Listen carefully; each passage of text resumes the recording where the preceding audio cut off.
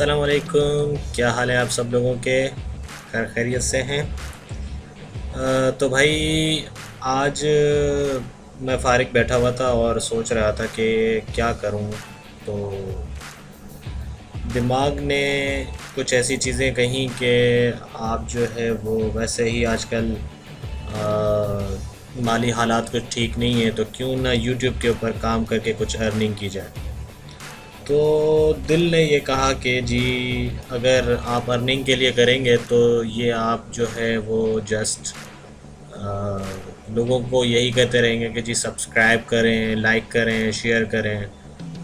तो इन तमाम चीज़ों को नज़रअंदाज करते हुए है दिल ने ये कहा कि आप जो है लोगों को जो कुछ आप जानते हैं, जो कुछ आपने सीखा है, वो आप लोगों के साथ शेयर करें। तो इस दिल की बात मानते हुए मैंने ये डिसाइड किया है कि सबसे पहले मैं एक्सेल आप लोगों को सिखाऊं, क्योंकि एक्सेल जो एप्लीकेशन है वो इस वक्त बहुत नेसेसरी है और बहुत ही ज़्यादा यूज़ हो रही है इस वक्त। आप चाहे अपना बिज़नेस कर रहे हों या फिर आप किसी कोई जॉब कर रहे हैं या कहीं पर भी आप अगर किसी जॉब में अप्लाई भी करते हैं, तो सबसे पहली चीज़ जो आपसे पूछी जाती है वो यही पूछी जाती है कि जनाब क्या आपको एक्सेल आता है और क्या आप एक्सेल को एडवांस लेवल में उसको आप यूज़ कर सकते हैं। तो इसी सिलसिले को मैं चाह रहा था कि आप लोगों के साथ भी मैं शेयर करूं जो कुछ मैंने सीखा है एक्सेल के अंदर। तो वो मैं आप लोगों के साथ शेयर करूं। वीडियोस क्योंकि इनिशियल स्टेज पर हैं, इतना बोलना भी नहीं आता मुझे, तो कोशिश करूंगा कि कुछ सही बोल लूं। बाकी ये भी हो सकता है कि कभी बैकग्राउंड में आवाज़ आ जाए मेरे बच्चों के रोने की या टीन डब्बे वाले के सदा लगाने की। तो इन तमाम चीज़ों को नज़रअंदाज कर दीजिएगा और फोकस कीजिएगा कि क्या मैं पढ़ा रहा हूँ। और अगर चाहे दिल तो कमेंट्स वगैरह कर दीजिएगा, लाइक भी कर दीजिएगा, शेयर भी कर दीजिएगा। ठीक है जी।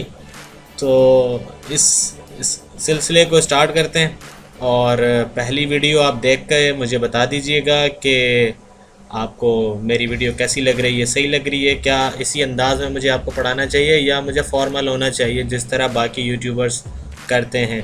तो भाई इतना टाइम तो है नहीं कि स्क्रिप्ट वगैरह लिखूं और तमाम चीज़ें करूं। तो बस दिल कर रहा है कि आप लोगों के साथ कुछ ना कुछ आप लोगों को सिखाया जाए। मैं ये बताना चाहूँगा कि मैंने जो कुछ सीखा है ना वो गूगल से सीखा है और या तो यूट्यूब से सीखा है। तो आपको भी मैं यही मशवरा दूंगा कि आप सेंटर्स वगैरह और इन जो इंस्टीट्यूट वगैरह हैं वहाँ पर ना जाएं। बेहतर यही है कि आप सेल्फ़ स्टडी करें। आप सेल्फ़ स्टडी जो करेंगे ना उसमें आप बहुत कुछ सीखेंगे और यही है कि आप खुद से इतना कुछ सीख सकते हैं जितना आप किसी और से नहीं सीख सकते।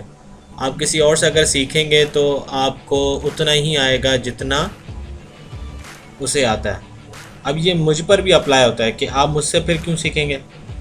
तो जनाब कुछ भाई की मदद कर दीजिएगा, वीडियो देख लीजिएगा, शेयर कर दीजिएगा, कुछ अर्निंग बन जाएगी मेरी यूट्यूब से।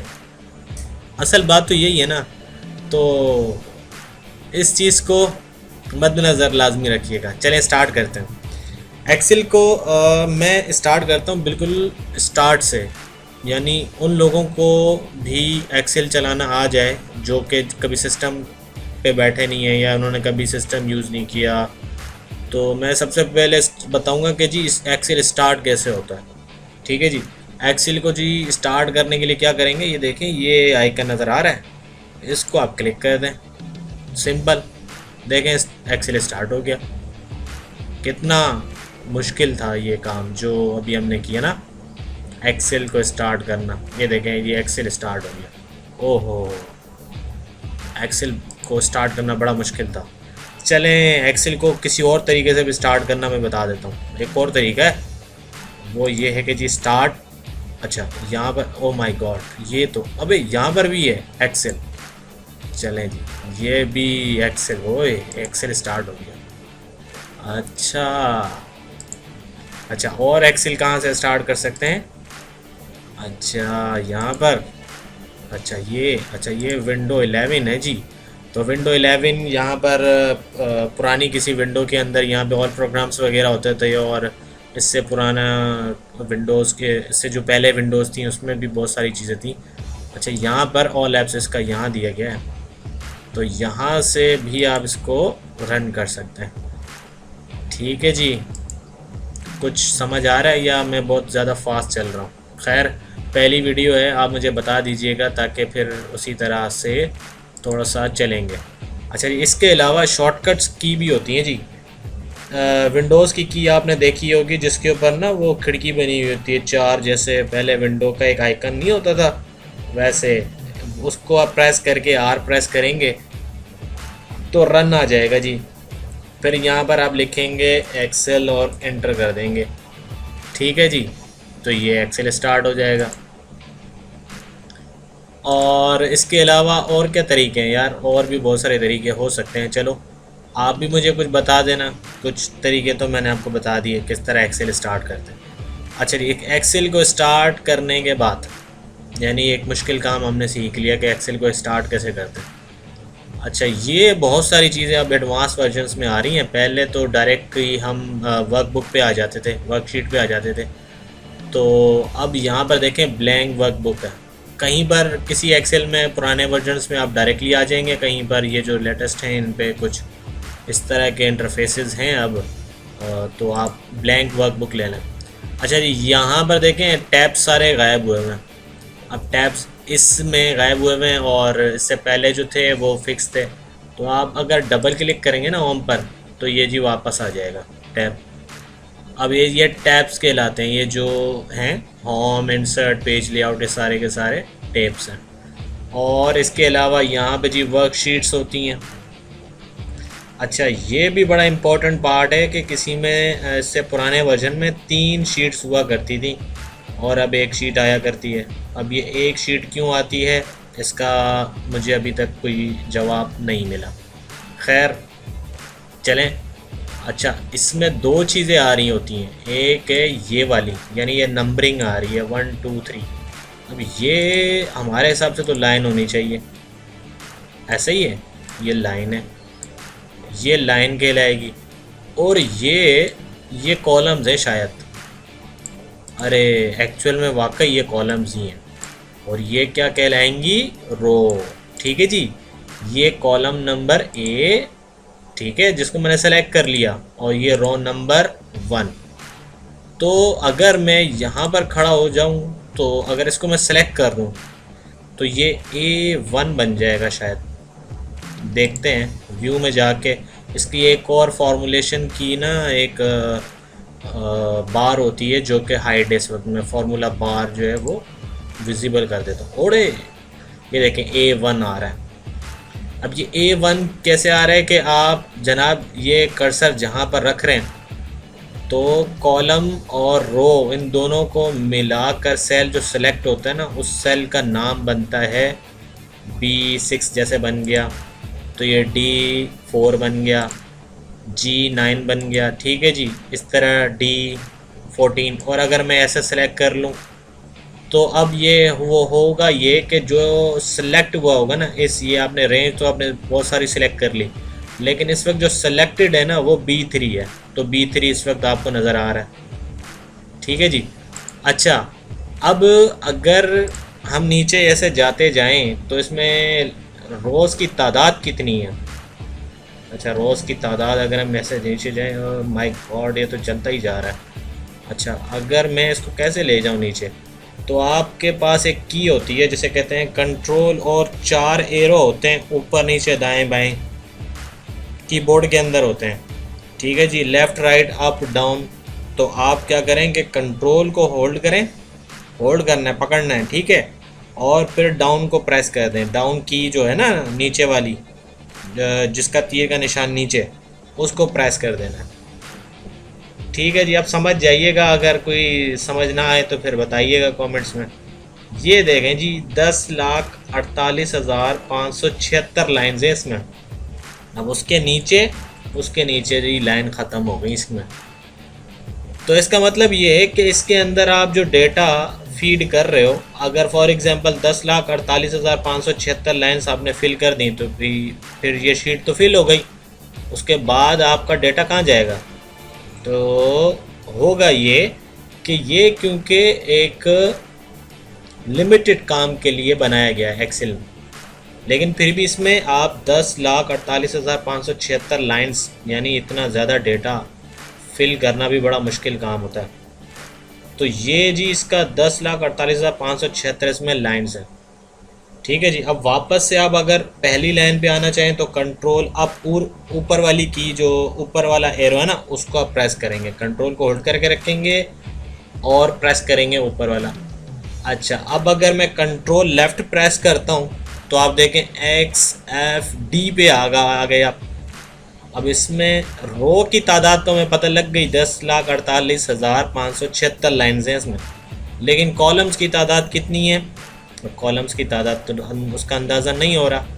तो मैं आपको यहाँ पर दिखा दूँ, क्योंकि स्टार्टिंग में मैंने भी बहुत सारे यहाँ वहाँ क्लिक कर के कुछ ना कुछ सीख लिया है। तो आपको मैं दिखा देता हूँ कि इसमें नंबर ऑफ़ कॉलम्स कितने हैं। तो नंबर ऑफ़ कॉलम्स देखने के लिए आपको क्या करना होगा, फाइल में आप जाएं और आप जाएं जनाब मोर में चले जाएं आप, और फिर ऑप्शंस में आप जाएं।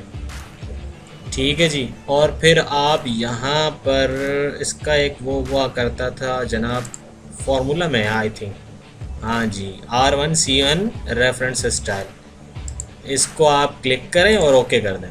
ओहो, ये देखें जी, इसमें 16,384 यानी 16,384 इसमें कॉलम्स की तादाद है।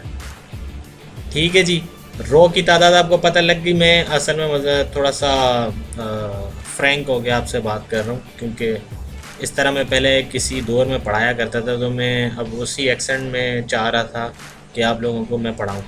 तो इसमें रो की तादाद जो थी वो 10,48,576 थी, और कॉलम्स की तादाद इसमें हो गई जी 16,384। ये आपको एक शीट का बता रहा हूँ। अब इसके अंदर अनगिनत शीट्स बन सकती हैं। ये देखें, शीट 1 2 3 4 कितनी शीट्स बन सकती हैं? तो जी इतनी शीट्स बन सकती हैं जितनी आपकी हार्ड डिस्क की कैपेसिटी है। अब कैपेसिटी से क्या मुराद है? कैपेसिटी से मुराद ये है कि जी वो कितने GB की है, 20 GB की है, 40 GB की है, कितनी है वो, 500, 1 टेराबाइट या फिर 4 टेराबाइट या 16 टेराबाइट, कितनी है? जितनी वो उसकी स्पेस है ना, उसमें अगर आप एक एक्सेल फाइल को भरना शुरू कर दें तब भी आप उसको कवर नहीं कर पाएंगे। तो इसमें एक वर्क बुक है, ये एक वर्क बुक है, इसके अंदर ऐसी अनगिनत लातादाद जो है ना आप क्या कर सकते हैं, वर्क बुक बना सकते हैं, बहुत सारी अनलिमिटेड, और उसमें अनलिमिटेड शीट्स बना सकते हैं। अभी तक तो मुझे इतना पता है कि इसमें अनलिमिटेड शीट्स बना सकते हैं। अगर इसमें आपको हो सकता है कुछ बेहतर अगर पता हो कि इसमें कोई लिमिटेड है तो आप फिर मुझे बता दीजिएगा। अच्छा, इसके अलावा ये जैसा कि मैंने आपको बताया था कि ये, अच्छा इसको वापस से अपने ए और उसमें कर देते हैं ताकि कॉलम्स और रो में ना डिफरेंस आ जाए। तो वापस मैं फ़ाइल पे जाऊंगा, मोर, ऑप्शंस और फार्मूला और R1C1 रेफरेंस स्टाइल को अनचेक करते हुए इनको वापस से रीसेट कर दिया। ठीक है जी। अब वापस मैं शीट 1 पे आ जाता हूँ और कंट्रोल लेफ़्ट की मैंने प्रेस कर, लेफ़्ट एरो की जो है वो मैंने प्रेस कर दी, वापस से मैं इसी सेल पे आ गया। तो इसमें मैं ये बताना चाह रहा था, ये एक सेल है, ये दूसरा सेल है, ये तीसरा सेल, ऐसे बहुत सारे सेल्स बने हुए हैं इसके अंदर। तो इस सेल के अंदर अगर हम कुछ लिखते हैं, जैसे कि ये हमने लिखा और एंटर कर दिया। अच्छा जी, अब लिखा तो ये देखें ये यहाँ पर नज़र आ रहा है, यानी जब आप सेलेक्ट करेंगे तो ये यहाँ नज़र आएगा। अगर आप इससे हट जाएंगे तो अब ये नज़र नहीं आ रहा। इसका मतलब ये है कि ये जो सिलेक्शन है ये जिस सेल पे जाएगी वहाँ वो चीज़ फार्मूला बार में नज़र आएगी। ये बहुत इम्पोर्टेंट बारीक चीज़ें बता रहा हूँ आपको, बहुत ज़्यादा बारीकी कोई नहीं बताता, इसीलिए बहुत ध्यान से इसको आप देखो। ठीक है, ये आज तक किसी यूट्यूबर्स ने आपको नहीं बताया होगा कि देखेंगे इस सेल के अंदर जब आप नीचे चले जाते हो तो देखेंगे वो चीज़ गायब हो जाती है, फिर आप ऊपर आते हैं तो वो चीज़ नज़र आती है। तो इसका मतलब ये हुआ जनाब कि जो आप सेल सेलेक्ट करते हो वो उसका टेक्स्ट आपको फार्मूला बार के अंदर नज़र आता है। तो ये बहुत इम्पोर्टेंट पार्ट है। अच्छा, अब अगर ये है कि मैं अगर इसमें एक ही चीज़ लिखता जाऊं, जैसे ये मैंने ए लिखता जा रहा हूं मैं, ठीक है जी, ये तो क्रॉस कर गया आगे, तो ये क्रॉस कर गया, तो अब ये बी वहाँ तक बढ़ जाना चाहिए था जहाँ तक ये टैक्स आ रहा है मेरा, तो ये तो बढ़ा ही नहीं। तो अब आपको इसको अगर आगे बढ़ाना है तो आपको क्या करना पड़ेगा, ये देखें यहाँ पर, ये जब आप इस रो पर आएंगे ना तो ये आइकन आ जाएगा, इस पर आप करेंगे डबल क्लिक, तो देखें रो बढ़ गई। देखें कोई कोई यूट्यूबर नहीं बताएगा इस तरह की चीज़ें, मैं बता रहा हूँ, बहुत इम्पोर्टेंट है, सीखें, ठीक है।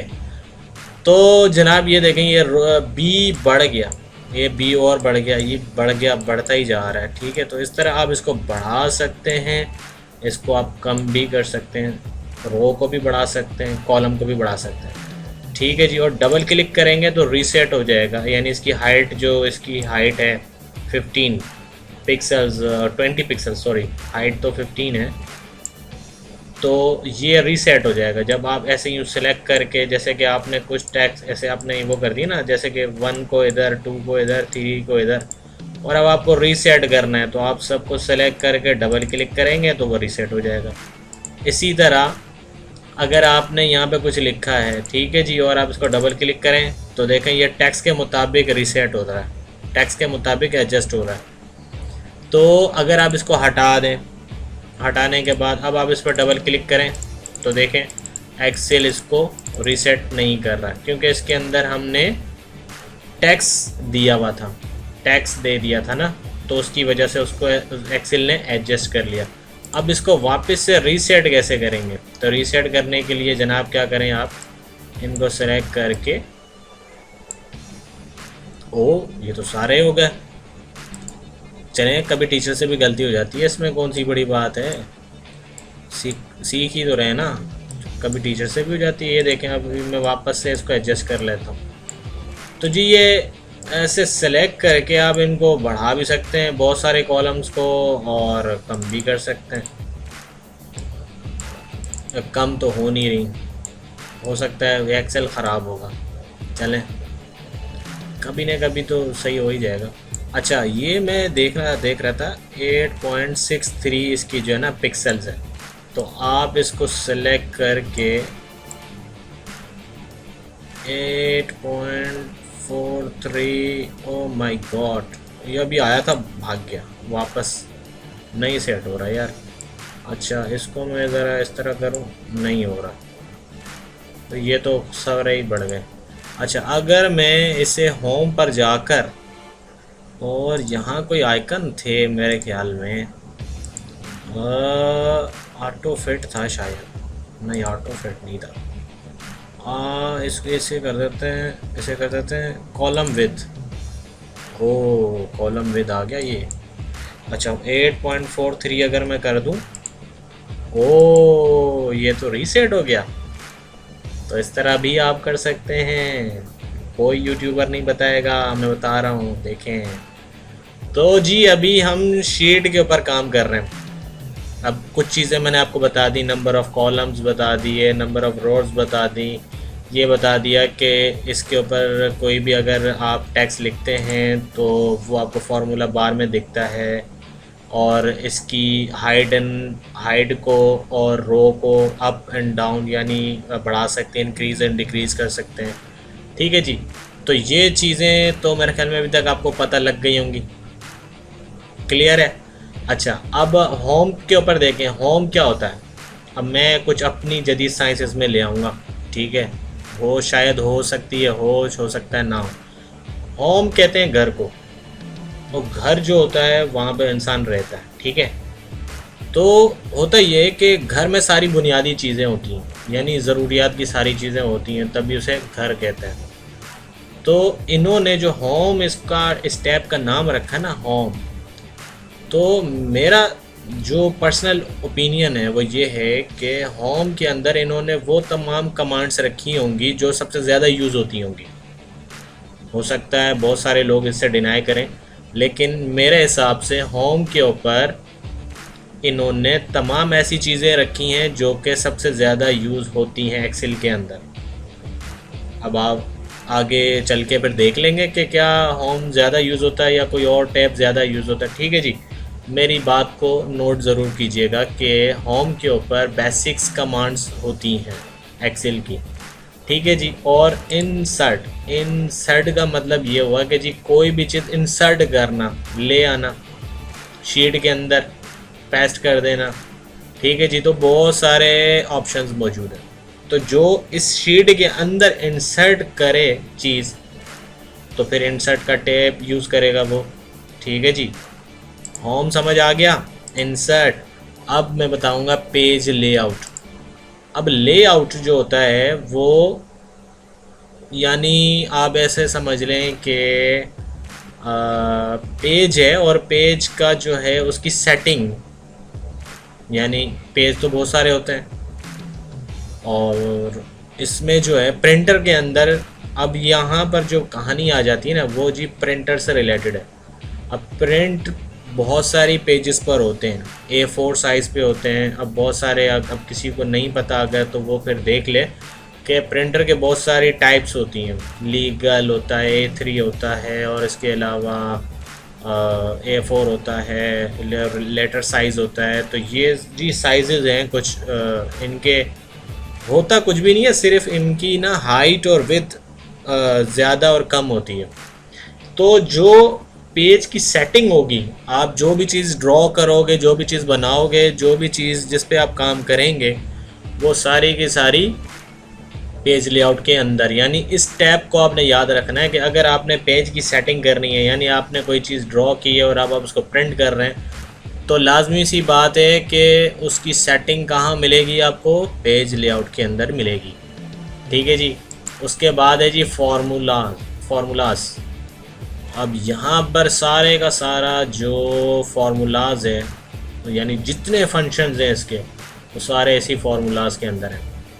और इसके अलावा डेटा का टैब जो है वो ये है कि अगर आप जो भी डेटा आप इसके अंदर डाल रहे हैं, अब डेटा बहुत टाइप का हो सकता है। आप फॉर एग्ज़ाम्पल, यानी बहुत समझ लें, बस बहुत किस्म का डेटा होता है। मैं आगे आपको इस चीज़ का इस चीज़ को गाइड करूँगा। अभी फ़िलहाल अगर मैं इस डिटेल में जाऊँगा तो फिर मैं किसी और डायरेक्शन में चला जाऊँगा। तो समझ लें कि डेटा जिसके ऊपर हम काम करेंगे ना, यानी इसके अंदर जब डेटा फीड होगा, डेटा का मतलब है रिकॉर्ड, यानी टेक्स्ट, कोई भी किसी भी तरह का कोई भी डेटा। अब डेटा को मैं क्या डिस्क्राइब करूं, बट डेटा ही समझ लें डेटा। चलें आगे है जी रिव्यू। अब रिव्यू जो टैब है वो अपने नाम से क्या जाहिर कर रहा है, रिव्यू, यानी जो भी आपने काम किया है उसको रिव्यू करना, ऐसे ही है। तो ये रिव्यू है, जो भी आप यहाँ पे करेंगे, यानी जो चीज़ बनाएंगे उसको रिव्यू करना, उसके अंदर स्पेलिंग्स देखना, उसके अंदर ग्रामर चेक करना, उसके अंदर उसको ट्रांसलेट करना, उसके अंदर कुछ रिमाइंडर्स के तौर पे कमेंट्स वगैरह देना। तो ये तमाम चीज़ें, और इसको किस तरह रिव्यू किया जाए, उसको प्रोटेक्ट किया जाए, अनप्रोटेक्ट किया जाए, या देखने वालों को कुछ राइट्स दिए जाएं, तो ये तमाम चीज़ें रिव्यू के अंदर होंगी। और फिर आ जाता है जी व्यू। ठीक है, व्यू का मतलब ये है कि जो आपकी ये एक्सेल जो आपको नज़र आ रहा है, ये एक्सेल जो है वो आपको किस तरह नज़र आए, यहाँ पर फिर उसकी सेटिंग है सारी की सारी। अब देखें जो अगर मैं ग्रिड लाइन हटा देता हूँ, ये देखें जी ग्रिड लाइन, यहाँ वो लाइनें ही गायब हो गई यहाँ से। ओ हो, ग्रिड लाइन वापस चेक लगा, अच्छा आ गई, शुक्र है। अच्छा जी हेडिंग, ओ हेडिंग गायब हो गई, ओ वापस आ गई। ठीक है जी, ये फार्मूला, तो ये कुछ चीज़ें हैं जो गायब भी होती हैं, वापस भी आती हैं। पेज, अच्छा नॉर्मल है ये। और अगर पेज ब्रेक करें, और ये क्या हो गया?